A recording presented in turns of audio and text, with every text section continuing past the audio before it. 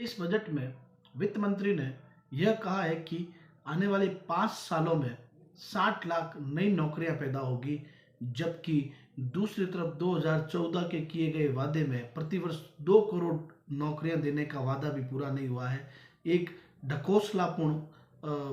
Budget इन्होंने पारित किया है। इस बजट में रक्षा के मामले में 15% बजट की बढ़ोतरी की है, जबकि शिक्षा के मामले में सिर्फ 1% बढ़ोतरी की है। जहां एक तरफ कोठारी कमीशन स्पष्ट रूप से कहता है कि जीडीपी का 6% शिक्षा पे खर्च होना चाहिए, वहीं इस बजट में भी इस नीति को लागू नहीं किया गया और जीडीपी के 6% खर्च को शिक्षा में आज तक नहीं किया गया, जो बहुत ही खेदजनक है। वहीं कृषि क्षेत्र में बजटीय आवंटन को भी पूरी तरह से घटाया गया है। जो 4.12% कृषि में बजटीय आवंटन हुआ करता था, उसे 3.84 करके किसानों को एक बार फिर निराश किया गया है। शर्मनाक बात यह रही है कि रक्षा के क्षेत्र में अनुसंधान के लिए निजी कंपनियों को आमंत्रित किया जाएगा, जो देश की संप्रभुता और देश के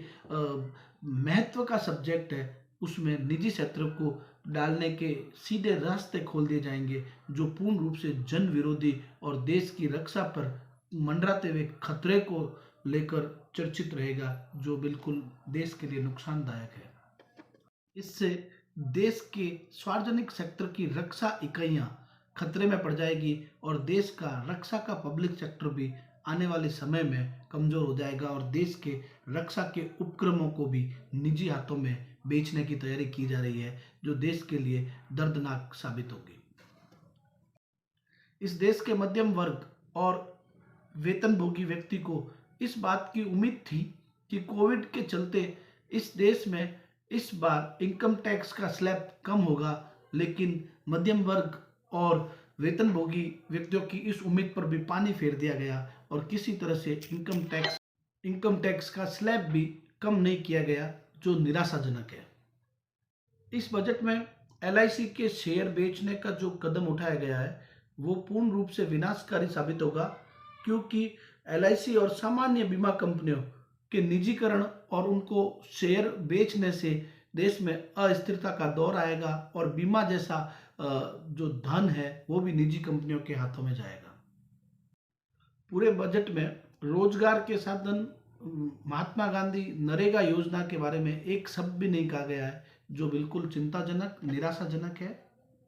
वर्तमान देश की दोनों महत्वपूर्ण समस्याओं पर एक शब्द भी नहीं कहा गया। महंगाई को कम करने या रोजगार को बढ़ाने को लेकर कोई भी टिप्पणी इस बजट में नहीं की गई है, जो देश के लिए खतरनाक साबित होगी। देश में रोजगार के अवसरों को बढ़ाने की आवश्यकता थी और महंगाई को कम करने के उपायों की जरूरत थी। इस विषय पर बजट में कोई नए सुधार नहीं किए गए हैं, जो नुकसानदायक रहेंगे।